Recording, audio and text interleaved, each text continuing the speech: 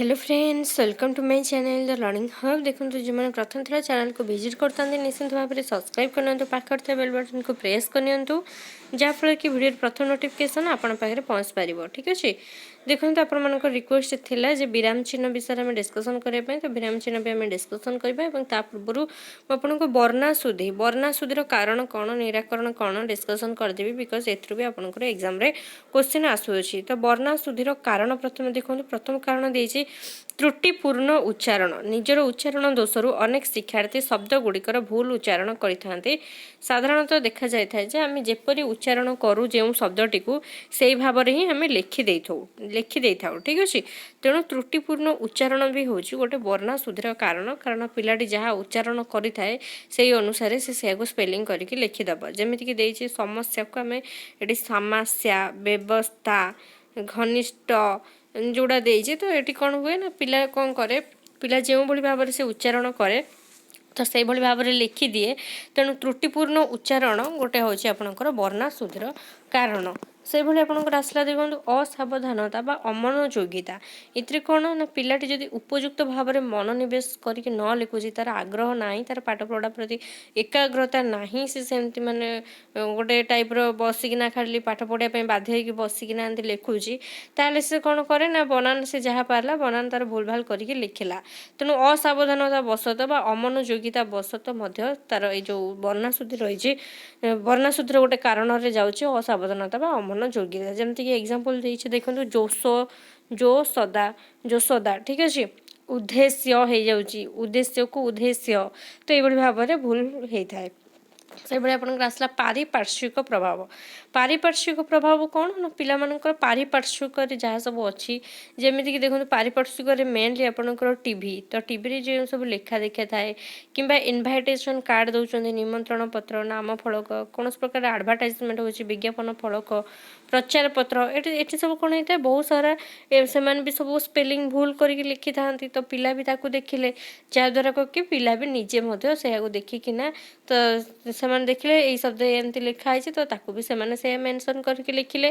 तेणु पारिपार्श्विक प्रभाव भी जाऊँगी आपणकर क्या भितर ना त्रुटिपूर्ण बा आपणकर वर्णा शुद्धिर कारण भितर। ठीक अच्छे, एवं नेक्स्ट आपणकर आसला देखो उपयुक्त व्याकरण ज्ञानर अभाव। तो ग्रामर जोड़ा तो यहाँ कौन ना अनेक समय पिलामानंकर जो व्याकरण ज्ञानर अभाव जमीक संधि नियम कौन केमी संधि विच्छेद हो प्रत्यय तार व्यवहार कौन समास कौन, तो ये सब विषय पिलामानंकर संपूर्ण दक्षता न थाए। तेणु पिलामानंक वर्णा शुद्धि देखा जाए जमीक से दिगंबर को दिगांबर दुरावस्था, तो युड़िक सब से त्रुटिपूर्ण उच्चारण करके त्रुटि करते लिखारे। से भाई आसला उपयुक्त संशोधनर अभाव। उपयुक्त संशोधन कौन ना शिक्षक मान धर पढ़ाऊँ कि शिक्षक पाखे टाइम ना संशोधन करने, तो पिलामानकर त्रुटि से त्रुटि होकर रही जाए, तो से सठिक विषय जापारती ना। से भाई आपंकर शिक्षक बा शिक्षयित्री दक्षतार अभाव।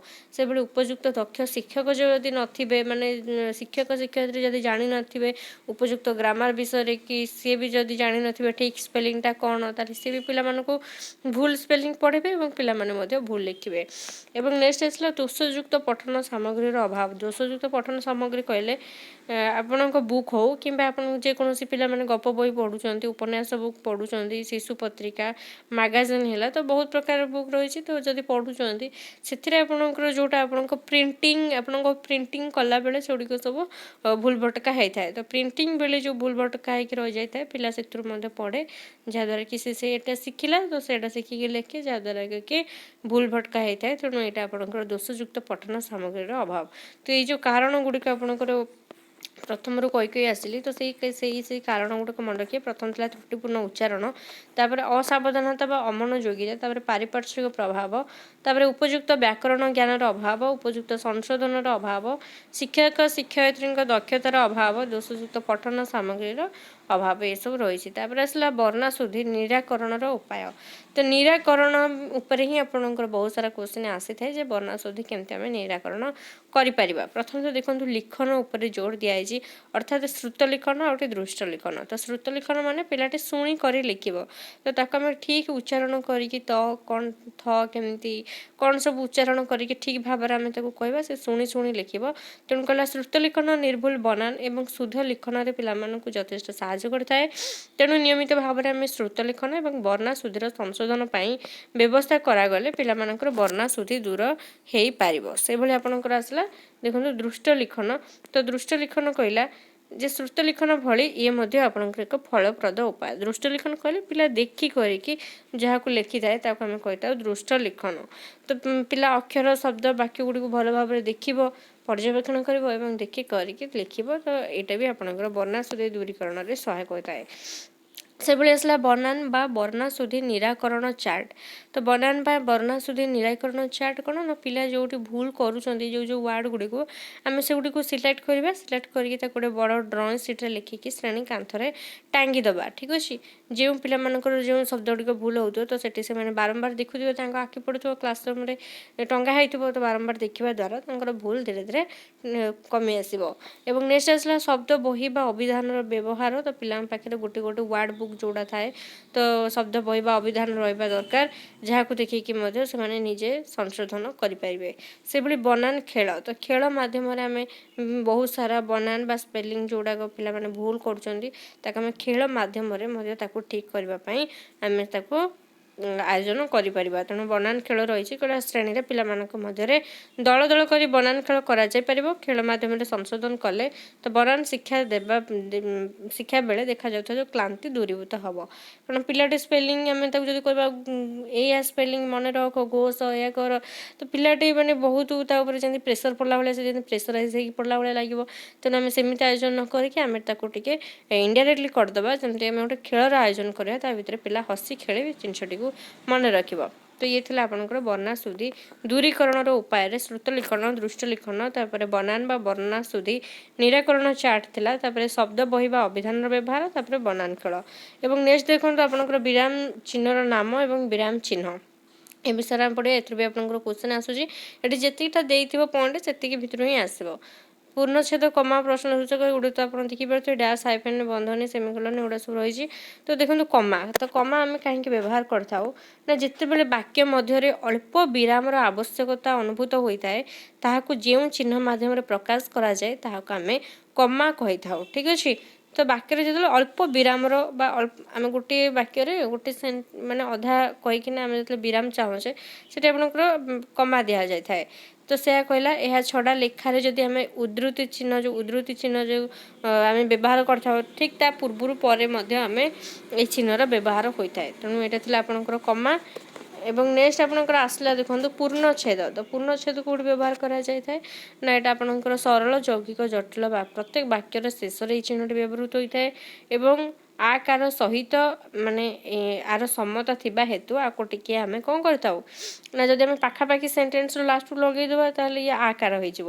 ତେଣୁ ଆମେ ବାକ୍ୟ କମ୍ପ୍ଲିଟ୍ ହେଲା ପରେ ଟିକେ ଛାଡ଼ିକି ଦୂରରେ ଆମେ ତାକୁ ଲଗେଇଥାଉ ଏବଂ ଇଏ ଆପଣଙ୍କର ଗୋଟେ କମ୍ପ୍ଲିଟ୍ ସେଣ୍ଟେନ୍ସର ସୂଚନା ଦେଇଥାଏ। ଯେତେବେଳେ ଆମେ ପୂର୍ଣ୍ଣଚ୍ଛେଦ ଦେଇଦେଉ ଗୋଟେ କମ୍ପ୍ଲିଟ୍ ଅର୍ଥାତ୍ ପୂର୍ଣ୍ଣ ଅର୍ଥ ଅବବୋଧ ପାଇଁ ଏହା ବିରାମର ସୂଚନା ଦେଇଥାଏ।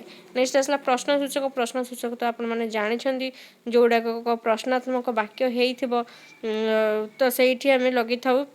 ଏହା ପୂର୍ଣ୍ଣଚ୍ଛେଦ ପରି କାମ କରିଥାଏ ଏବଂ ବକ୍ତା କିଛି ପ୍ରଶ୍ନ ପଚାରୁଛନ୍ତି ବୋଲି ଏଥିରୁ ଆମେ ଜାଣିପାରିଥାଉ। ଯେମିତିକି ଦେଇଛି ଆପଣ ଯିବେ କି, ତୁମେ କେଉଁଠି ରହୁଛ, ତ ଏଗୁଡ଼ା ସବୁ ପ୍ରଶ୍ନବାଚକ ତ ଆପଣ ଆରାମସେ ଜାଣିପାରିବେ। ଏବଂ ବିସ୍ମୟ ସୂଚକ ବି ଆପଣ ଆରାମସେ ଜାଣିପାରିବେ। ଏଇଟା ବି ବାକ୍ୟ ଶେଷରେ ବ୍ୟବହୃତ ହୋଇଥାଏ କିନ୍ତୁ ଏଇଟା ଆମର ବିସ୍ମୟ ଭାବ ବା ଆଶ୍ଚର୍ଯ୍ୟର ଭାବକୁ ଏଇଟା ସୂଚାଇଥାଏ। ଆମେ କହିଥାଉ ଯଥା କି ସୁନ୍ଦର। ତାପରେ ଆମେ ଏମିତି ଯେତେବେଳେ ଆମେ ସମ୍ବୋଧନ କରିକି ଡାକିଥାଉ ହେ ରାମ, ଏମିତି ତାପରକୁ ଆପଣଙ୍କର ଏଇ ଚିହ୍ନ ଏମିତି ବା ଆମେ ଯେଉଁଟାକି କି ସେ କହିଲା ଆଶ୍ଚର୍ଯ୍ୟ ବା ବିସ୍ମୟକର। ତ ଆପଣମାନେ ଏଗୁଡ଼ାକ ବି କେତେ ଗୁଡ଼ିକ ସେଣ୍ଟେନ୍ସରେ ଆପଣ ୟୁଜ୍ କରୁଥିବେ। ତ କହିଲା କେତେକ ସ୍ଥଳରେ ଏହା ସମ୍ବୋଧନ ସୂଚକ ଭାବେ ମଧ୍ୟ ବ୍ୟବହାର କରାଯାଇଥାଏ। ଯେମିତିକି ମୁଁ କହିଲି ହେ ରାମ, ହେ ଶ୍ୟାମ, ଆମେ ଏମିତି ଡାକୁଛେ ତାପରେ ବି ଏଇଟା ସମ୍ବୋଧନ ପରେ ଏଇଟା ଆମର ଚିହ୍ନ ବ୍ୟବହାର ହୋଇଥାଏ। କିମ୍ବା ଆପଣଙ୍କର ବିସ୍ମୟ ସୂଚକ ବା ଆଶ୍ଚର୍ଯ୍ୟ ଭାବ ଯେତେବେଳେ ପ୍ରକାଶ ହେଉଛି ଯଥା କି ସୁନ୍ଦର, ଆମେ ଏମିତି କହିଥାଉ କି ସୁନ୍ଦର, ତ ସେଠି ଆମେ ଲଗେଇଥାଉ ବିସ୍ମୟ ସୂଚକ। ସେଭଳି ଆପଣଙ୍କର ଡ୍ୟାସ୍ ଆସିଲା। ତ ଡ୍ୟାସ୍ ଆମେ କେତେବେଳେ ଡ୍ୟାସ୍ କହିଲେ ଆମେ ଯେଉଁଟା ଦେଖନ୍ତୁ ଡ୍ୟାସ୍ କହିଲେ ଆପଣଙ୍କର କୌଣସି ଅନୁଚ୍ଛେଦର ଶିରୋନାମ ପରେ ଉଦ୍ଧୃତାଂଶ ପରେ କିମ୍ବା ପୂର୍ବରୁ ଏହି ଚିହ୍ନ ଦିଆଯାଇଥାଏ। କେତେକ ସମାସ ଚିହ୍ନ ପୂର୍ବରୁ ମଧ୍ୟ ଏହି ଡ୍ୟାସ୍ ଚିହ୍ନ ଦିଆଯାଇଥାଏ।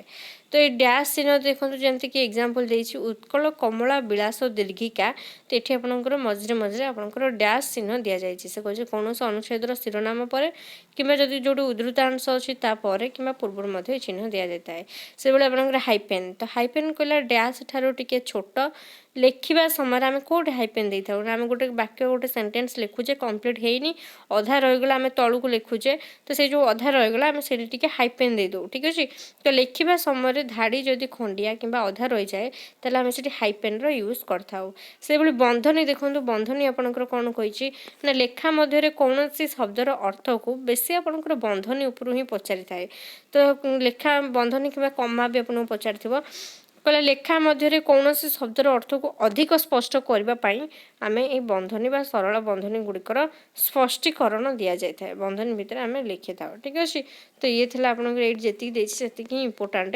एवं आपंकर जो वर्णा सुधीर निराकरण पर बहुत सारा क्वेश्चन आसूसी आई थिंक आपंपाई भिडियोटी हेल्पफुल हो जब हेल्पफुल होता है निश्चित भाव में लाइक करेंगे जो प्रथम थर चैनल को विजिट करते निश्चित भाव में सब्सक्राइब करनी जहाँ डाउट रही टेलीग्राम कि कमेंट सेक्शन में जनईपारे तो आज मैं थैंक यू।